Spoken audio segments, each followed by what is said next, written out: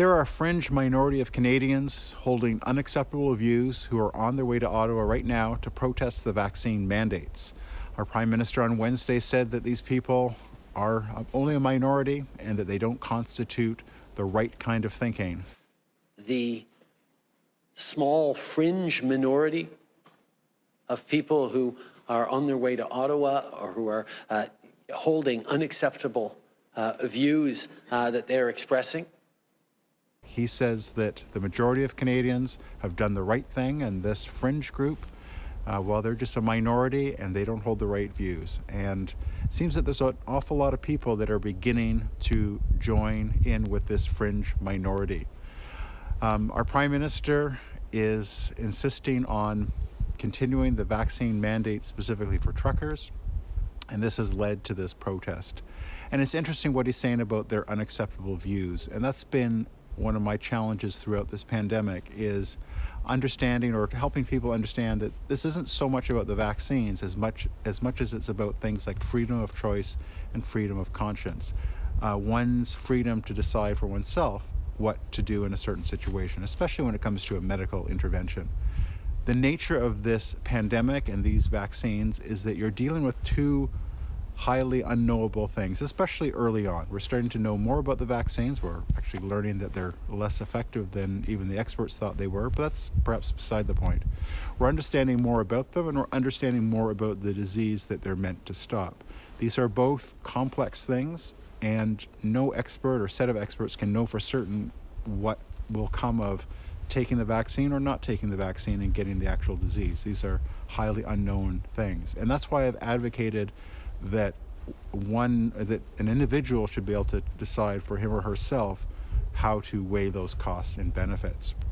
And that doesn't mean, I had a friend of mine say to me recently, well, Pete, if it was up to you, you would have no one take the vaccine? It's like, no, that's never been my position. I think the vaccines probably have done some good, especially for the earlier variants, and depending on one's health conditions and things like that, it might make perfect sense to take a vaccine.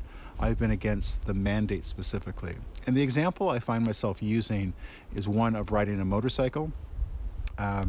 They are legal to ride. If you look at the statistics, it's pretty clear that they are more dangerous than riding in a passenger car.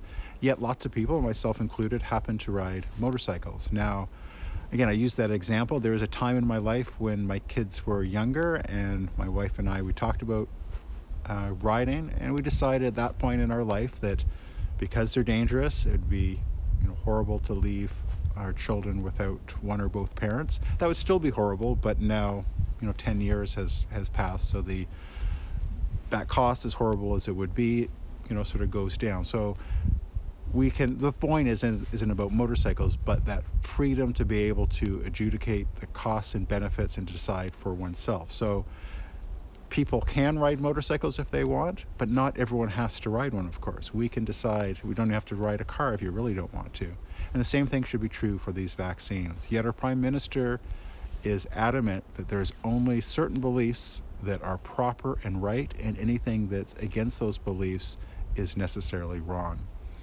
And what we're seeing in the media, and it's unfortunate, as this convoy gets bigger and more people are on these overpasses cheering them on, more and more people are talking on social media about them, it's becoming increasingly difficult for the mainstream news media to simply ignore this protest, as they've ignored several others. But now they're shifting gears and trying to convince us that the people in this convoy, they are far right, they are extremist. My wife and 3 of my 4 children went out to an overpass yesterday to cheer on the convoy. And the report I got back was that it was a very sort of family-friendly vibe. People were out there in good spirits, even though it was cold. And they were there just to cheer on the truckers and to just join in this choir of voices that is saying enough is enough. We've listened to the governments and the health experts long enough. The disease is hopefully behind us very soon. Just today, Dr. Theresa Tam announced that, in her opinion, Omicron has peaked, which is great news, of course. Still, there's lots of people in the hospital, and that's unfortunate. And I do hope and pray that they all recover to full strength, as the vast majority of people do. But the point is, the disease seems to be increasingly going to be in our rearview mirror. What's less clear is how we as a society are going to learn to tolerate or not the opinions of people who hold different opinions, I guess, that being the point. And we seem to be losing touch with that different people can have different views on things, especially when it comes to complex things in life, that we tend to reserve those areas, especially, and say, well, when it comes to like the meaning of life, like what maybe you want to subscribe to a certain religion or worldview, that each person should be able to work that stuff out for themselves, because it is complicated. What to do in terms of your vocation, or where to live, or whether or not to have a family, or like myriad of other decisions. We don't want to have some sort of central planning government decide for us what's best, as though you can even do that. These are things that we need to be able to sort out on our own. And vaccines, I've held, are always been in that category, that we should be able to decide for ourselves what sort of medical intervention we decide to participate in.